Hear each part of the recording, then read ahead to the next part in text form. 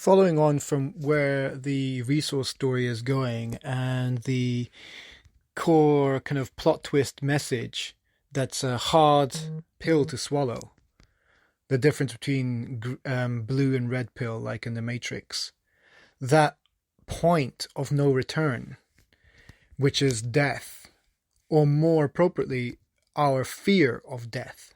Overcoming our fear of death could be an ultimate portal, right? Now, ego uses that and scares the pants out of every of his alter egos manifestations and says that that stuff is like a cult and that cults will kill you and that they are completely full of wackos, right? And will discredit you immediately by leveraging fear, because he will try and make out like you are building a cult and that you're all going in the direction of let's kill ourselves. But grace never said that. Ego tries to weave that story, but grace has never said that. Grace has always been encouraging people to make a decision within themselves, to flick that little lever within themselves and decide on a course of action that's good for them. Or decide that they believe and they decide to take control over their lives and they decide to just become a better person. And so it's all about the process of flicking that inner switch within your soul, within your consciousness, to make a decision to choose grace over ego, to choose a higher path than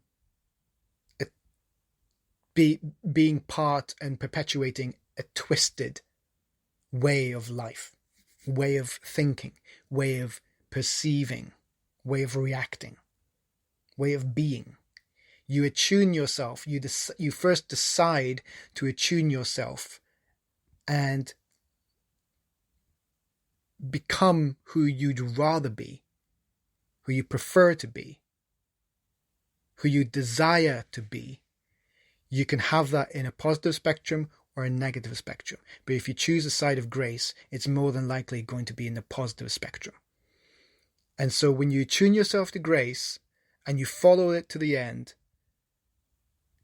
if you've learned nothing else, it's a reminder that to overcome the fear of death, it's not to die. It's to flick that switch within you that says, I no longer fear death. It is the ultimate declaration of independence, of emancipation from fear.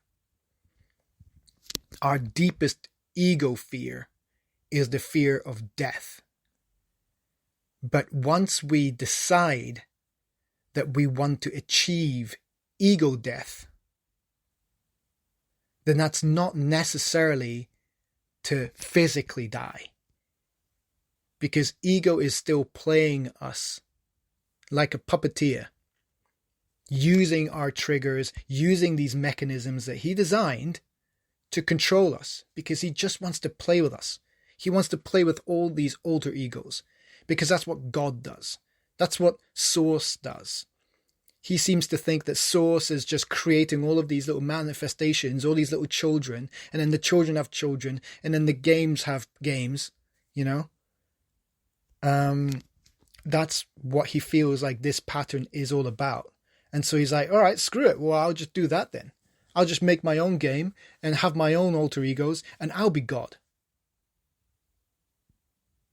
And so that's what ego has done with all of us, all of our alter egos. But we don't have to kill ourselves, our bodies anyway, because our bodies are not egos to control, because we can decide with free will to say, no, I want grace to play. I want grace to control us. I want grace to be an influence. But let's say not even control us. Grace can come through us and we can play together. But if I chose the ultimatum of ego, it's kill or be killed. It's self-preserve or not. It's dog eat dog. It's competition. It's play the game of life or death. And I don't subscribe to that game anymore. I'm not playing. So it's this kind of narrative that grace is able to have enough influence over time to inspire individuals. Us, we are the manifestations of ego. We are his alter egos. We are characters in his game that he designed. We can decide for ourselves that we no longer fear ego death. We no longer fear ego's hold over us. And we can find out who we really are. But we can also live our lives as we want, while we are blessed to have it. Because even to have this shared experience where we're both a manifestation of ego and we're an alter ego character, we're like a game within a game, within a game within a game, you know?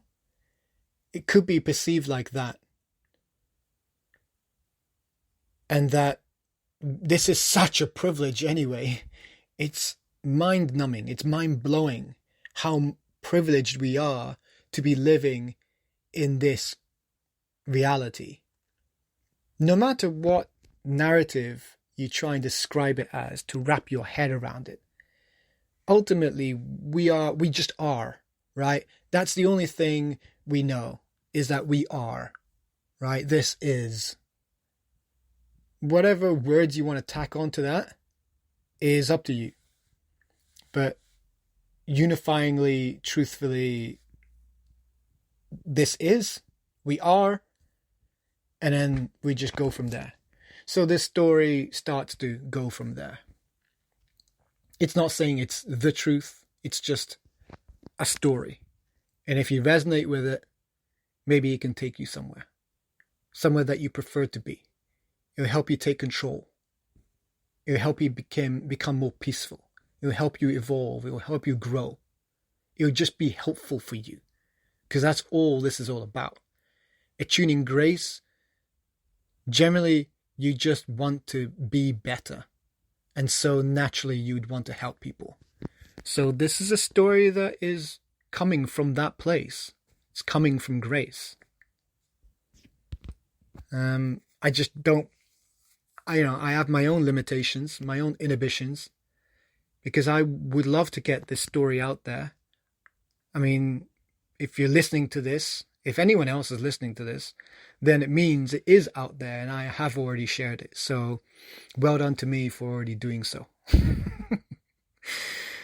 But in the present moment, as opposed to the future,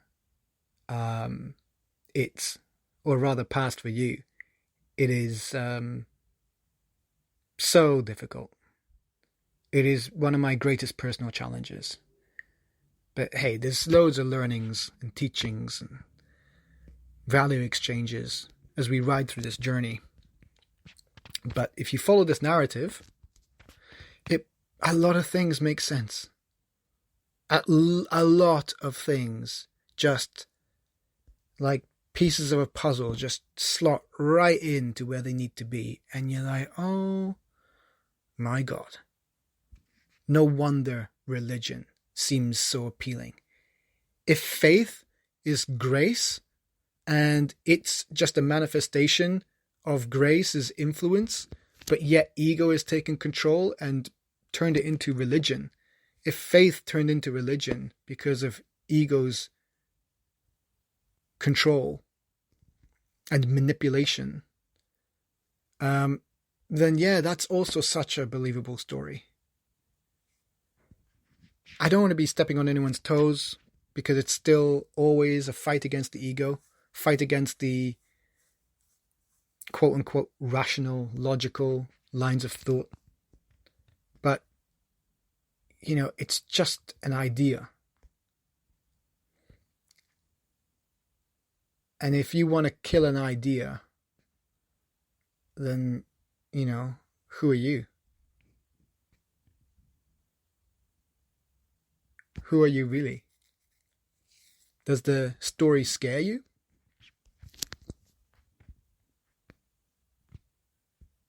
What are you scared of? Fear is ego.